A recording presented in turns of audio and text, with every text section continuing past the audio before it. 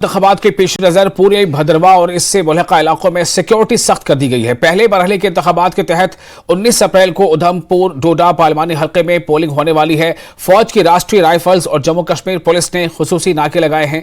Additional district Bhaderwah के तमाम दाखिली और खारजी रास्तों पर 3 टायर हिफाजती दस्ते तैनात किए गए थे ताकि किसी भी मशकूक नक्ल हरकत पर नजर रखी जा सके। इंतखाबात का बिगुल बज चुका है। हर कोई सियासी पार्टी लोगों को अपनी ओर रागिब करने की कोशिश कर रही है।